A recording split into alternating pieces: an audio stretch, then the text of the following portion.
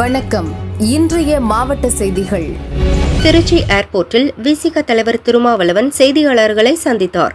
India Pakistan உடனான போர் நிறுத்தம் குறித்த செய்தியாளர் கேள்விக்கு பதிலளித்தார். இந்திய இராணுவம் ஆபரேஷன் சிந்தூர் என்னும் பதிலடி தாக்குதலை நடத்தியது. அதனை இந்தியர்கள் என்கிற ஓர்மையுடன் கட்சி, மதம், மாநிலம் என்கிற எந்த மாறுபாடும் இல்லாமல் வரவேற்று ஆதரித்தோம்.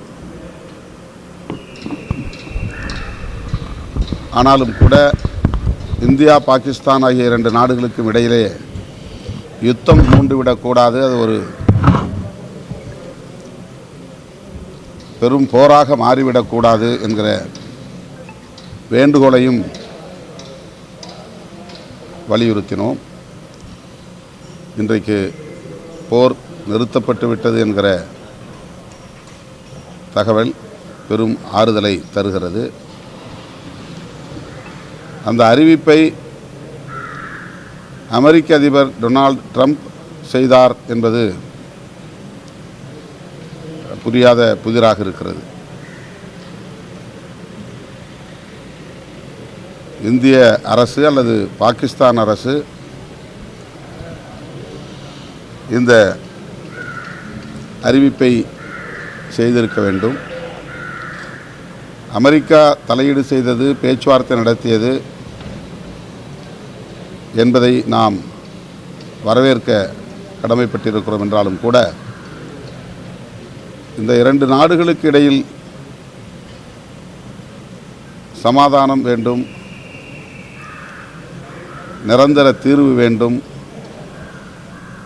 என்று இந்தியர்கள் மட்டுமல்ல, ஜனநாயகத்தின் மீது நம்பிக்கை உள்ள, உலகளாவிய அளவில் ஜனநாயகத்தில் நம்பிக்கை உள்ள அனைவருமே விரும்புகிறோம். அதுதான் நம்முடைய எதிர்பார்ப்பு. எப்போவுமே உறுதியாக இருப்போம். எங்கள்கிட்ட எந்த ஊசலாட்டமும் இல்லையே. அது வரட்டும், பார்த்துக்கலாம். சென்னை குரோம்பேட்டை அரசு மருத்துவமனையில் இருந்து 13 வயது சிறுமி கர்ப்பமாக இருப்பதாக சங்கர் நகர் போலீசாருக்கு தகவல் கிடைத்தது. ஸ்பாட்டிற்கு சென்ற போலீசார் சிறுமியிடம் விசாரணை நடத்தினர். அதில் பல்லாவரம் அடுத்த பொழிச்சலூரில் பெற்றோருடன் வசித்து வரும் 13 வயது சிறுமி பல்லாவரம் அரசு பள்ளியில் 8ஆம் வகுப்பு படித்தார். சிறுமியின் வீட்டிற்கு தண்ணீர் கேன் போட வரும் சிறுவன் சிறுமியை காதலிப்பதாக ஆசை வார்த்தை கூறி பழகியுள்ளான். சிறுமியின் தாய் உதவியுடன் சிறுமியிடம் சிறுவன் பாலியல் வன்கொடுமையில் ஈடுபட்டு வந்தான். அத்துடன் தனது நண்பர்கள் சிலரையும் சிறுமியிடம் அறிமுகம் செய்து வைத்து அவர்களையும் பாலியல் வன்கொடுமையில் ஈடுபடுத்தியது உறுதியானது.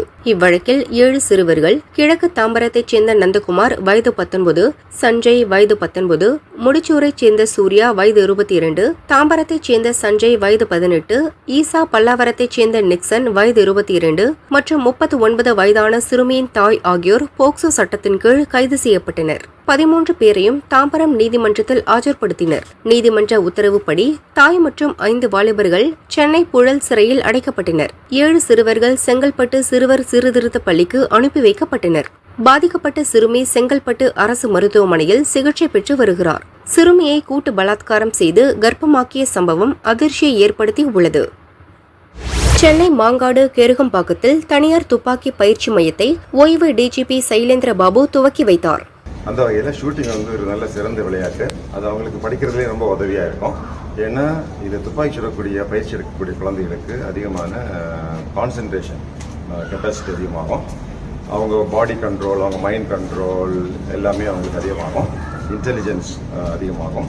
படிக்கிறதுலேயும் அவங்களுக்கு ஆர்வமும் அக்கறையும் அது மாதிரி ஊக்குவிப்பு தன்மையும் கான்சன்ட்ரேஷனும் இன்க்ரீஸ் ஆகும். எனவே பக்கத்தில் எங்கேயாவது ஷூட்டிங் கிளப் இருந்துச்சுன்னா நீங்கள் கண்டிப்பாக குழந்தைகளை அங்கே நீங்கள் அனுப்பிச்சி வைக்க எஜுகேஷனில் இது ஒரு நல்ல டேலண்டாகவும் இருக்கும். மோரோவர் ஷூட்டிங் என்பது இப்போ ஒரு தேசிய விளையாட்டு.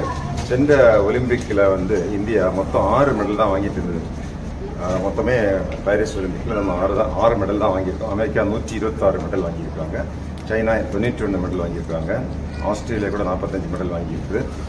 Japan 50 medal. இப்படி மற்ற நாடுகளை ஒப்பிட்டு பார்க்கும்போது நம்ம ரொம்ப குறைவாக தான் மெடல் வாங்கிட்டு இருக்கிறோம்.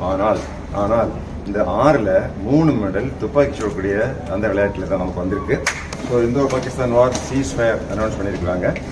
சீஸ் ஃபயர் தான் அனௌன்ஸ் பண்ணியிருக்காங்க. எனவே மக்கள் வந்து நிறைய செய்திகள், பொய் செய்திகள்லாம் கூட வரும் அடிக்கடி. இரு நாடுகளுக்கு நிறைய பகைமையை மூட்டக்கூடிய வகையில் நமது நாட்டினுடைய இராணுவ பாதுகாப்பை வந்து சீர்குலைக்கும் வகையில் ஏதாவது தகவல்கள், ஒரு ஃபோட்டோ அல்லது வீடியோ இல்லாட்டி ஒரு ஆடியோ வந்ததுன்னா அதை நீங்கள் தயவு செஞ்சு அதை நீங்கள் யாருக்கும் ஃபார்வர்டு பண்ணாதீங்க. அது ஒரு தேசிய குற்றமாக கருதப்படும். நீங்களும் இது போன்ற பொய் தகவல்களை வந்து உருவாக்கி பரப்பிட்டு இருக்காங்க. அதை பற்றி கவலை உங்களுக்கு வேண்டாம். நம்முடைய வேலையை நம்ம பார்த்துட்டு தான் இருப்போம்.